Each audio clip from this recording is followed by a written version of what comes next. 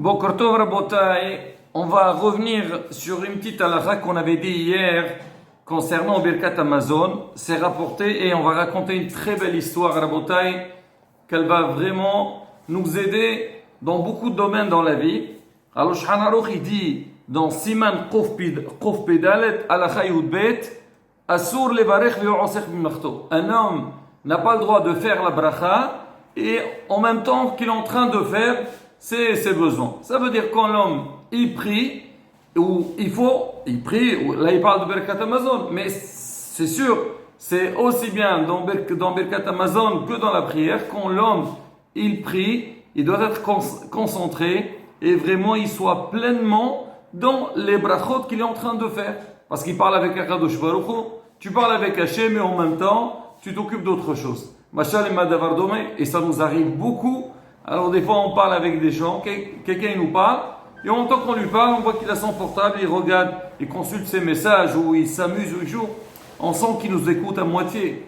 À peu forte raison, à Kadosh Baruch Hu, c'est pas qu'Hachem ne peut pas nous entendre, nous écouter, c'est nous. C'est-à-dire que si on est en train de faire Birkat Amazon et on fait autre chose, donc on n'est pas concentré dans la tefila. Et deuxièmement, c'est un grand manque de respect vis-à-vis d'Hachem. Tu parles avec Hachem et tu as la tête ailleurs.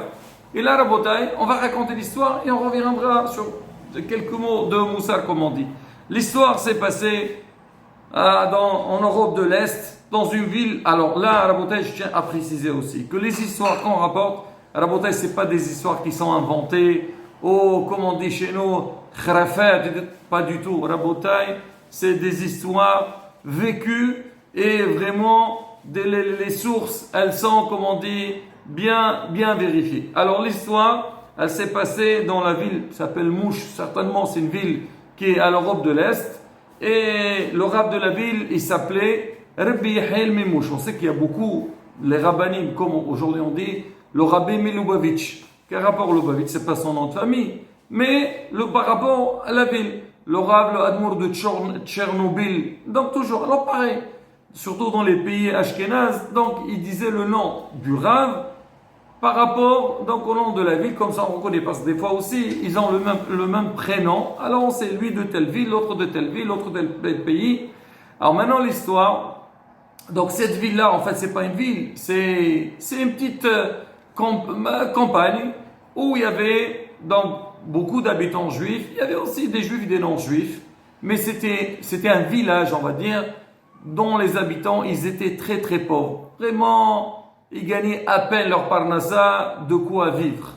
Maintenant, le problème, c'est qu'il n'y avait pas seulement le problème de parnassa, mais vu que dans ce village-là, alors les maisons, elles étaient en bois.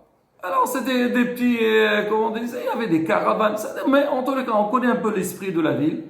Alors des fois, il y avait des incendies. Et quand les incendies arrivaient, elles ravageaient tout le village. Et là, donc le problème de Parnassa, il devient double. Déjà, il faut gagner sa vie pour pouvoir assurer, garantir le besoin familial.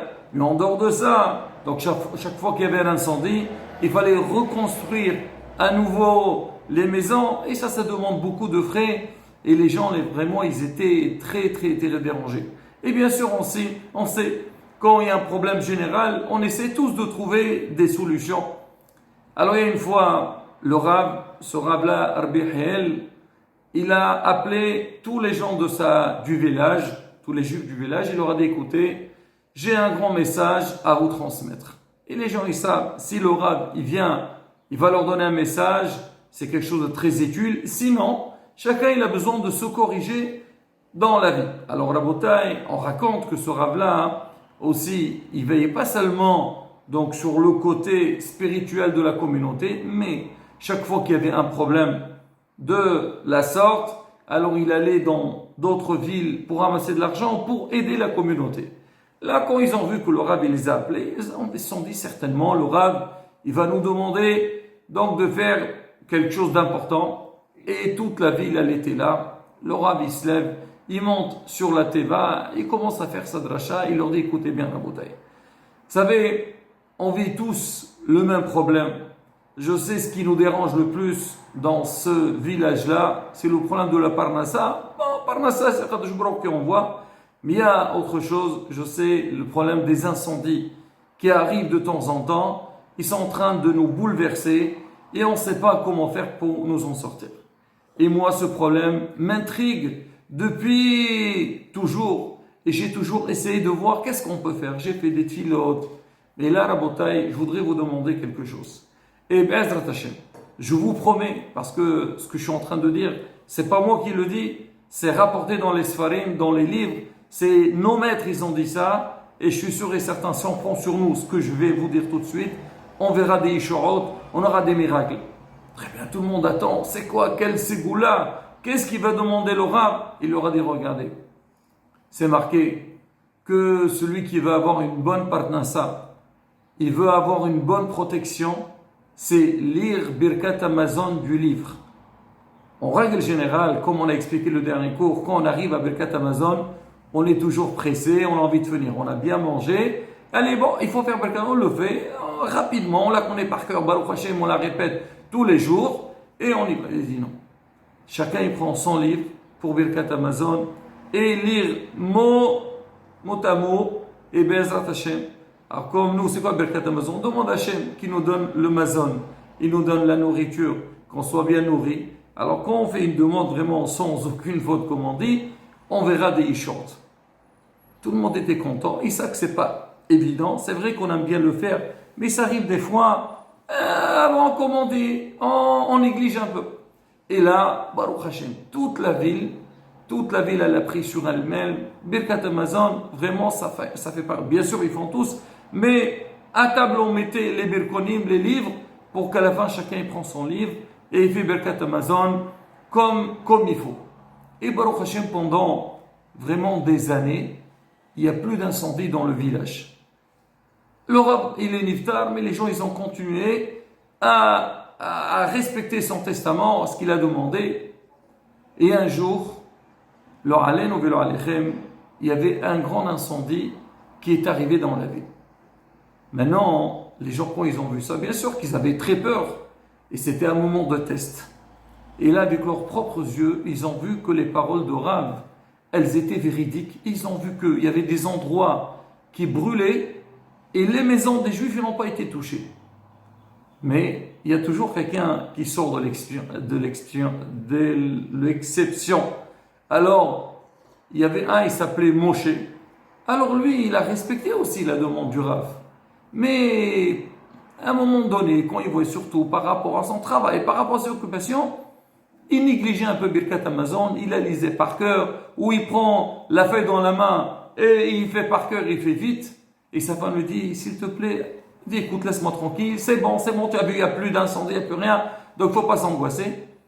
Et là, quand il y avait cet incendie, c'était en plein milieu de la nuit, la femme se lève, tout de suite, elle dit à son mari, regarde, qu'est-ce qu'il est en train de se passer?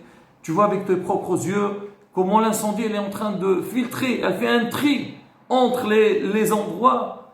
Il a dit, c'est sûr que Hasve Shalom, eux, ils vont être touchés. Il a dit, tout de suite, tu vas aller dans le Tzion, où le Rav est enterré, et tu vas là-bas lui demander pardon. Et tu prends sur toi que Be'ezrat Hashem, à partir de maintenant, ça y est, Birkat Hamazon, tu la feras du texte et tu feras très attention à cette mitzvah-là.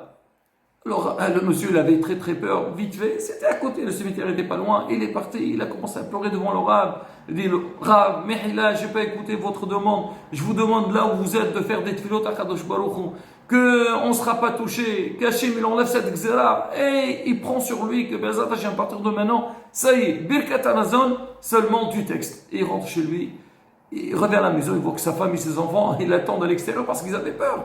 Que donc l'incendie va arriver et il voit que malgré tout l'incendie, donc le feu il arrive, il s'approche.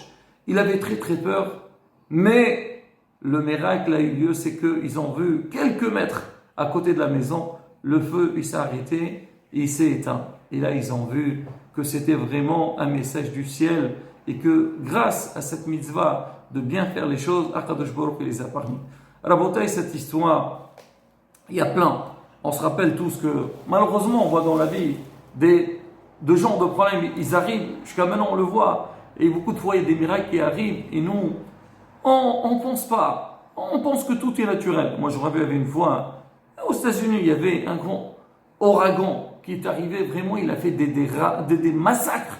Et on racontait qu'il y avait là, c'était un endroit un peu désert.